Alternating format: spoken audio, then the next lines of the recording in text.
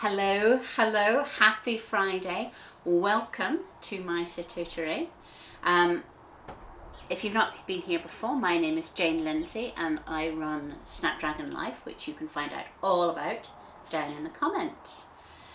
So today, first of all, if you've been watching this from the beginning, so that's like 2 months ago, you might remember me planting up this bowl of iris, and it's been in flower for weeks and weeks and weeks. You can see some of the flowers go over, but then you get new ones coming up.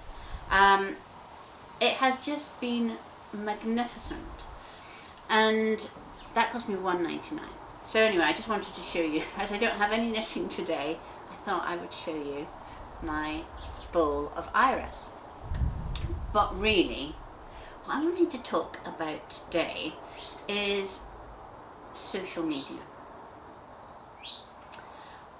When I first started on what would now be called social media, it was as a blog. Now that was the year my youngest was born, so she's now 22. She'll be 23 this year. So that's kind of a long time ago. And at that time, it was kind of like this new world for people who loved writing and who wanted to write about their lives and share about their lives. There was no kind of commercial aspect to it at that time. And it was more about linking with other people and just that joy of finding people who were interested in the same kinds of things as I was. It was just amazing. But the way that community was built in blogs was that down the side there would be a column of links, and it was called a blog roll. You may remember it, and that was just a way of linking lots of blogs together, so that if you liked one particular one, then here was a list of other things to check out. And it was, as I say, it wasn't a money-making thing. It wasn't a kind of like swapping of links or anything like that. It was just, I enjoy reading these things. And it occurred to me that on YouTube it would be perfectly possible to use the playlist facility to create a new kind of blog roll, links to other blogs that I'm enjoying. The problem is that where are the other kind of middle-aged women talking about, gardening and botanical dyeing and their lives and this kind of thing? I can find lots and lots of very beautiful younger people making all kinds of vlogs, and I can find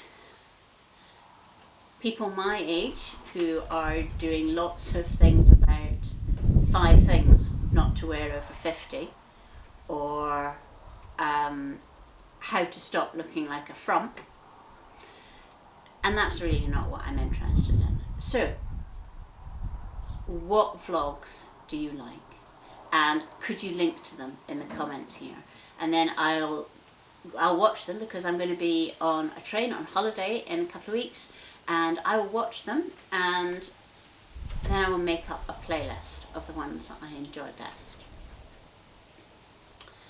Other thing about social media, we are now into that time of the year where it's so easy to feel that you have missed the boat with your gardening, that everybody else is ahead, that you should have got all of your seeds sown and germinated and potted on and out in the garden.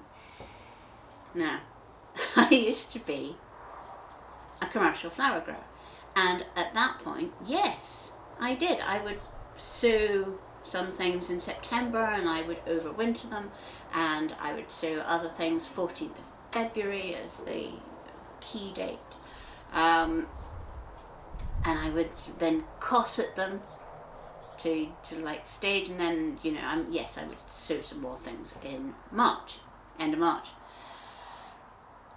Now I'm not a commercial flower grower. I don't need to do all of those things. And I am a gardener who lacks time and stamina.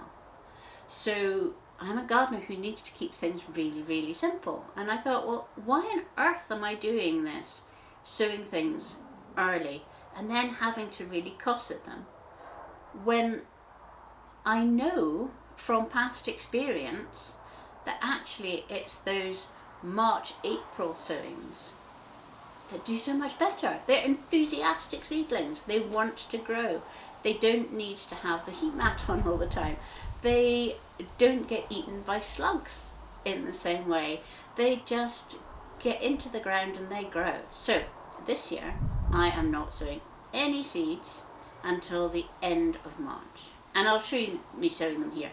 But even I, having made that declaration and knowing that it is absolutely the right thing for here, because, you know, we're Scotland, we're often still getting frosts second week in May. Even then, I look on social media and I go, oh, I might be behind. I should have been doing this and I should have been doing that. But anyway, that is nonsense. End of March, that's what I'm going for. However, what I am very excited about is in the garden there are lots of things that are beginning to self-sow, and where they are perennials, I'm getting very excited about moving moving those little seedlings. And I'm going to take you now to see some that are really exciting and have been a long time coming, and I'll take you around there now and show you why I'm quite so excited.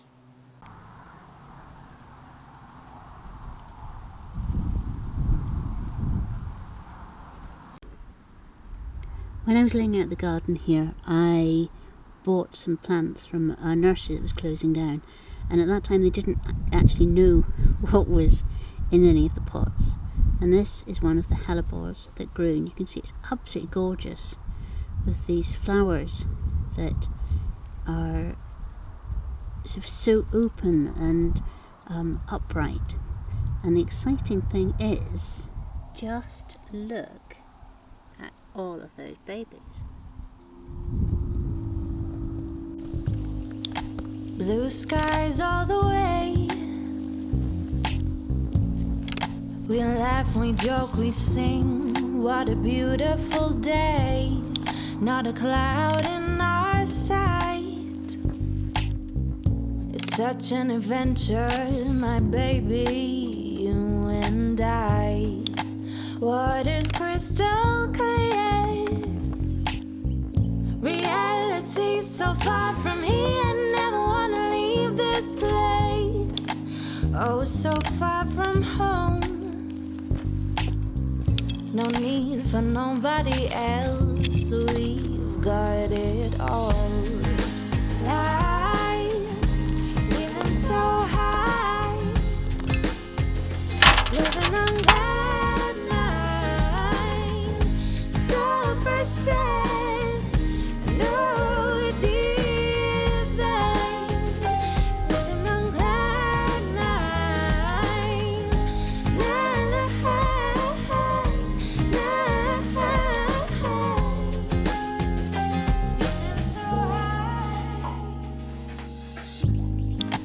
color me in bright light.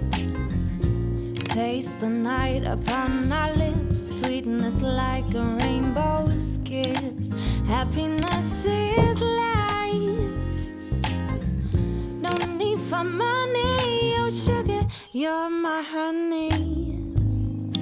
Such a joyride. You take me to the highest heights. Let's stay here, I think we might. Shimmer me in gold. We're all each other needs for us, my love, to grow old.